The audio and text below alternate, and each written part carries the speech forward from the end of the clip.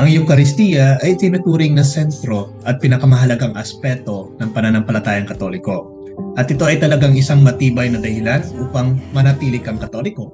The belief in the presence of Jesus Christ in the Eucharist ay nagtatakda ng pagiging isang Katoliko na taliwas sa ibang mga denominasyong Kristiyano, and it holds a profound theological and spiritual implications. In the Catechism of the Catholic Church, the Eucharist is described as the source and summit of the Christian life. This means that it is the ultimate source from which the life of the Church flows. At ito rin ang pinakamataas na punto o kasukdulan ng pananampalatayang Kristiyano. Ang Eucharistia ay ang sakramento in which Jesus Christ is truly present under the appearance of bread and wine. Itinuturo ng Simbahang Katoliko na sa panahon ng pagtatalaga ng misa, ang tinapay at alak na inaalay ng pari ay nagbabago sa pamamagitan ng kapangyarihan ng Espiritu Santo tungo sa katawan, dugo, kaluluwa at pagka-Diyos na Jesucristo. Ang pagbabagong ito ay kilala bilang transubstantiation. Ang Eucharistia ay hindi lamang simbolo o representasyon ni Jesus. Ito ang kanyang tunay na presensya. Ang kahalagahan ng Eucharistia ay nakasalalay sa malalim na koneksyon nito sa sakripisyo ni Kristo sa krus. Sa Eucharistia, ang sakripisyo ni Kristo ay naroroon at nagpapatuloy sa buong panahon. Si Jesus sa kanyang katawan at dugo ay inalay ang kanyang sarili sa Ama para sa kaligtasan ng sangkatauhan. Sa pamamagitan ng pakikilahok sa Eucharistia, ang mga Katoliko ay pumasok sa pakikipag-isa sa sakripisyo ni Kristo na pinagkakaisa ang kanilang mga sarili sa kanyang ginagawang pagtubos. Ang pagtanggap ng Eucharistia ay nagpapalusog din sa espiritual na buhay ng mga mananampalataya. Ito ay pinagmumulan ng biyaya, nagpapatibay at nagpapalalim sa ugnayan ng mga mananampalataya at ni Kristo. Sa pamamagitan ng Eucharistia, tinatanggap ng mga Katoliko ang mismong buhay ni Kristo na nagpapanatili at nagbabago sa kanila. Ito ay isang paraan ng pakikipagtagpo kay Kristo ng malapitan at maranasan ang kanyang pag-ibig at awa. Higit pa rito, ang Eucharistia ay nagtataguyod ng pagkakaisa sa mga mananampalataya. Habang ang mga Katoliko ay nakikibahagi sa Eucharistia, sila ay nagiging isang katawan, ang mystical body of Christ. Ang Eucharistia ay isang sakramento ng pagkakaisa, pinagsasama-sama ang mga tao mula sa magkakaibang pinagmulan at kultura sa isang komunidad ng pananampalataya. The Eucharist is not only a personal encounter with Christ, but also a call to action. It compels Catholics to live out the values of Christ in their daily lives, to love and serve others, and to work for justice and peace in the world. The Eucharist challenges us to be transformed by the love and sacrifice of Christ. It invites us to imitate His selflessness, compassion, and mercy in our interactions with others. Through the Eucharist, we are empowered to be agents of change in the world, working towards justice, peace, and the well-being of all. The Bible clearly provides proof of the Apostles' understanding of the Eucharist. There are several biblical passages that support this belief. First, the Last Supper. In the Gospel of Matthew, Mark, and Luke, nakita natin ang salaysay ng huling hapunan, where Jesus institutes the Eucharist. Kumuha siya ng tinapay, binasbasan ito, pinagpuputol-putol, at ibinigay sa kanyang mga disipulo na nagsasabing, "Take, eat, this is my body." Kinuha rin niya ang saro ng alak, pinagpala ito at ibinigay sa kanila na sinasabing, "Drink from it, all of you, for this is my blood of the covenant." Ipinakita ng kaganapan na ito na nilalayo ni Jesus na makibahagi ang kanyang mga disipulo sa kanyang katawan at dugo na sa kalaunan ay makikilala bilang Eucharistia. Second, in Paul's letters. In his first letter to the Corinthians, isinulat ni Pablo ang tungkol sa Eucharistia na binibigyan diin ang kahalagahan nito.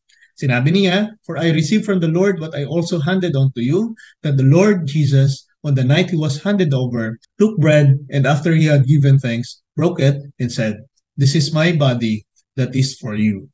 Do this in remembrance of me.'" Ipinapahiwatig ng mga salita ni Pablo na tinanggap niya ang turong ito mula sa Panginoon at ipinasa ito sa mga taga-Korinto na binibigyang diin ang kahalagahan ng Eucharistia bilang pag-alaala sa sakripisyo ni Kristo. Third, early Christian writings. Ang mga early Christian writings tulad ng Didache and the writings of the Church Fathers ay nagbibigay diin ng katibayan ng pagkaunawa at pagsasagawa ng mga apostol sa Eucharistia. Ang mga tekstong ito na nagmula noong una at ikalawang siglo ay nagsasalita tungkol sa Eucharistia bilang katawan at dugo ni Kristo at binibigyang diin ang pangunahing papel nito sa Kristiyanong pagsamba. In conclusion, The Eucharist is the main reason kung bakit one should remain Catholic. It is the source and summit of the Christian life, the real presence of Jesus Christ Himself. Through the Eucharist, we are united with Christ's sacrifice, nourished spiritually, and called to live out our faith in love and service.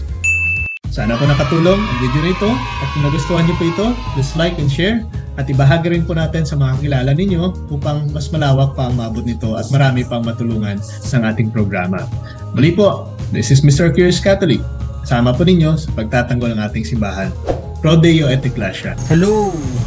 Father Lester Villa, Parish Priest ng Concepcion Iloilo, promoting Mr. Curious. See you! Good day everyone!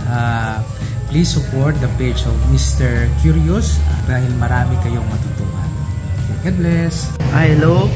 Blessed Sunday sa inyo lahat. So, ito po si Brother Joseph Cavale. I-invite po kayo na manood, mag-subscribe at mag-follow din sa vlog na to para mag-grow yung faith natin.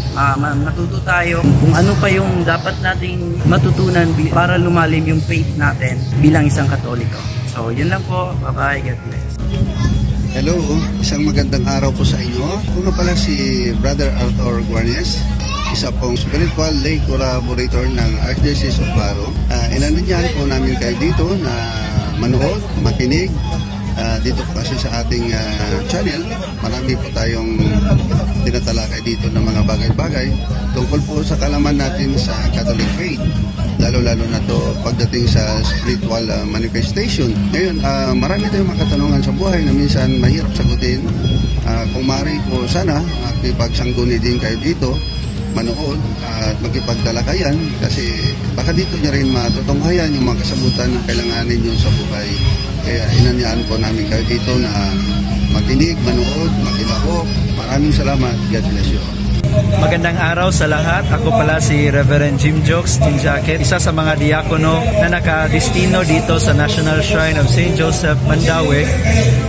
I invite you to watch Mr. Curious Catholic's vlog. I would like to invite you to watch this to promote the Catholic faith and to promote as well the parish in honor to St. Joseph. Hello, ako po si Hiljen, isa pong deboto ng Divine Mercy. Inimbitahan ko po kayo na manood ng mga videos ni Mr. Curious Catholic para po makatulong sa ating pananampalatayang Katoliko. Rin na mga curious. Hello mga ka-curious, ako po si Charles Jan, ay isang choir sa St. John the Baptist Parish. I-encourage ko manood na mag-follow, like, subscribe, comment. Mr. Curious Catholic, we will see you in the next video. Hello po, as a choir member, ako po si Linuel Iligo Bagaw. Nangikayat sa inyo upang suportahan pa natin ang Mr. Curious Catholic upang marami po tayong matutunan. Ako po, marami po akong natutunan sa page na yan at naway suportahan po natin lahat, mga ka-curious. Yun lang po. Nel nome del Padre, del Figlio, e dello Spirito Santo. Amen. Ciao mga minamahal na mga kapatid sa buong panig ng mundo, lalo sa mga kapatid natin sa Pilipinas at mga kapwa FW sa buong mundo. Ito yung abang lingkod, Brother Chidoro. Sa magkaisa, nandito po ako sa bansa pong Italia, sa Archdiocese of Arqueropita. Ito po yung mga lugar ng St. Nilo, sa San Bartolome, Venerable Madre Isabella de Roses. No? So ninyahan ko po mga hindi pa yung mga viewers, no, tagapatangkilik natin na subaybayan po natin, suportahan po natin, ipagdasal po natin ang Mr. Curious Catholic. At sa mga subscribers na po, tuloy-tuloy po tayo mag-like, mag-comment at mag-share lagi upang makibahagi po tayo sa misyon natin bilang isang pari, hari at propeta ayon sa ating Katekismo 897 at patugunan po natin ang panawagan ng ating pong Katekismo Catholic Church 1721, to gain the happiness of heaven, we must know, love, and serve God. So see you there mga kapatid sa Mr. Curious Catholic. Bye-bye! God bless! See you in heaven!